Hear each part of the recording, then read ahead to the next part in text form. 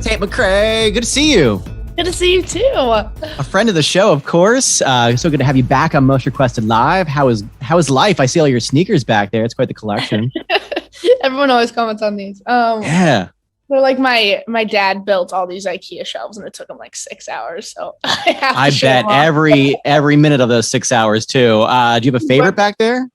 I kind of like those dunks right there. Oh, those go hard. I like those. Hard. Yeah. Nice. Well, I have some competition. I can't compete with that. I don't have a handy dad either. I need to get one of those too. Yeah, those are good as well. Yeah, those are handy. Yeah. So everything in your life is good. New single is out. It's exciting times.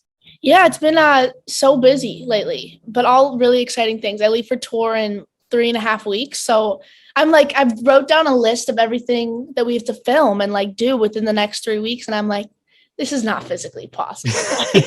Yeah. How is this going to happen? We have so much shit to do and so many, exciting things happening, but still crazy. But all good things. That's what matters the most. And She's All I Want to Be, the new single. We love it here, of course. How does it feel that it's out in the world? It feels crazy. It's cool because I've never really done a song like it before. So I was super hesitant to put it out. I just had no idea any reaction, what was going to happen. And I think everyone's taking it really well. So it was just honestly just the relief of getting it out there.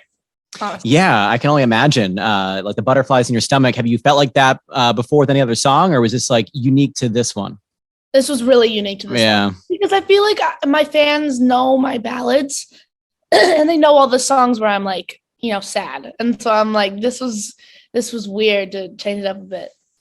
Well, walk me through the process, because from what I understand, I think I saw on your Twitter, you had 28 different mixes of this song. You finally stumbled upon the one you wanted to release. Just talk to me about the concept, the process, and how you finally landed on the final mix. So, okay, starting from the beginning, this thing started as a piano ballad. Wow. Which is so weird because the vocal recordings never changed.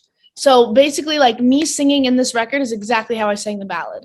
So I guess I just sang the ballad really intensely or something. But that was the first crazy thing. And then basically, I've never really used live drums in my music before. A lot of my music is trap drums or electronic. So the mixing process is way easier because these drums don't interfere with your vocals. And so I was going through all these mixes, listening to them in my headphones, being does it sound like there's pots and pans in the room? I can't hear anything. My manager was you just don't listen to rock music. You need and it's a very pop record. It's not very rock, but still the live drums were definitely new to me. So I went through 29 mixes. God. And then this is the worst part. I ended up saying, can we go back to the demo? Yes, that's awesome.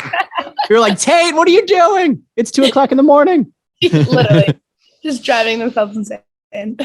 Do you find yourself doing that often, in your process? Is it hard to find that final cut, that final production piece before you put it out in the world? Or, was that time where you caught something right away and you're that's it, we got it? There's only been one scenario where I got the production back and I was don't touch it. And that was You Broke Me First. I don't know why. I don't know why. That was just the one song where I was you can't touch it. I don't want it to be whatever. And then we just mixed and put it out. But majority of the songs I'm sitting on the mixing panel for 5 hours being turn this up, turn this down, turn this up, turn whatever. Just I'm a psychopath. So sometimes it gets a little crazy. Psycho perfectionist, you might say, right?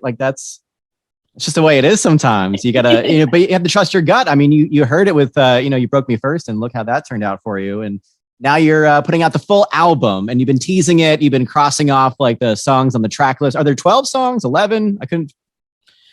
I probably have 16 songs right now that I'm trying to narrow down. Okay. Maybe I'll do a deluxe one day or something. There you go.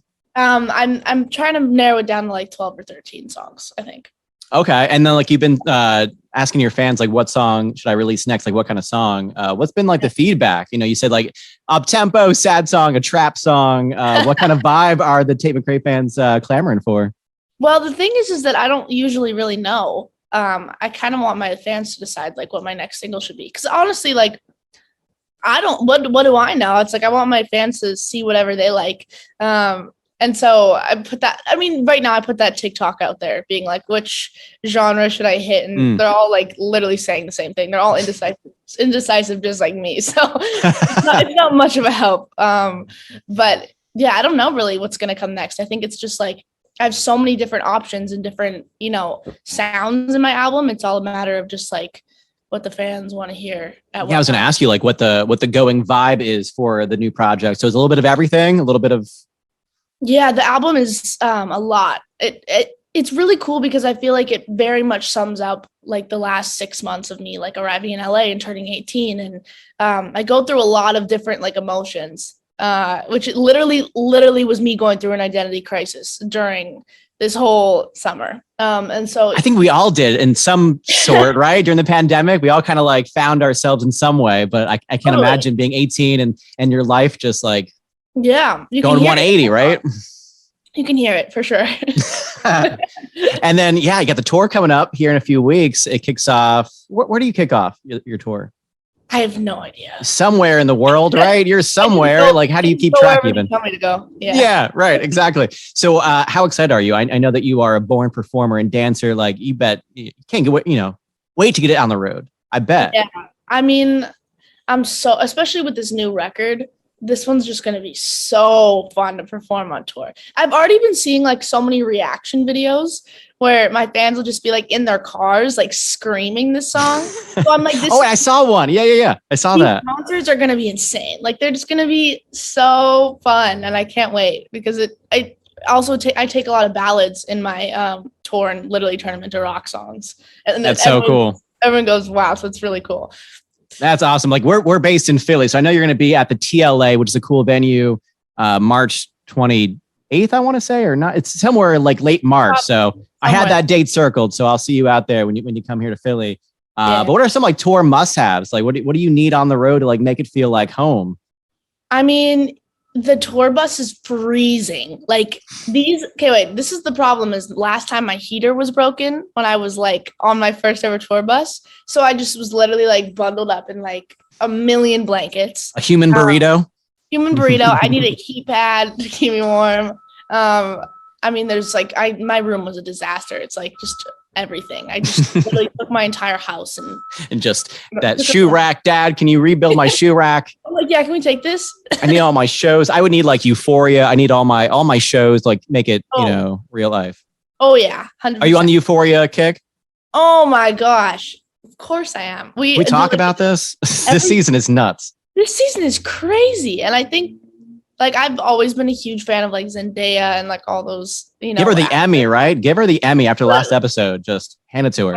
I mean, this would be that's a very crazy season. I can't believe that it's every episode. I don't really know what to expect. So is there a Euphoria character you relate to most or like you would want to be friends with in real life? I want to be friends with Fez. I was going to say the same thing. That was my answer. Fez is the GOAT. Cool. I don't know why I love him. Fez and Ashtray. Just like those are my favorite. I want to hang out at that house. That's hilarious. 100%. Mm-hmm. Oh my gosh. Yeah. Well, Tate, it's so good to catch up with you. Always fun to have you on the show. What size shoe are you, by the way? Are we able to share? 10. How much? I'm size 10. What are you? Whoa, I'm 10 and a half. Yeah, I found a new friend to like, we'll share. I don't have kicks like that, but I got some good ones. Okay. Perfect. Oh my, yeah. I'm going to pick out my favorite. Okay. Cool, Tate. Always good to have you on the show. Thank you so much. And congrats on this new single, the tour, the album. Do we have a date for the album, by the way? I meant to ask you that. Not yet. No album date. I figured I'd slip that in. I'd try that. I promise. All right, sweet. Tate, always a pleasure. Thank you so much. We'll see you on the road, all right? Nice seeing you. Okay. Bye. Bye.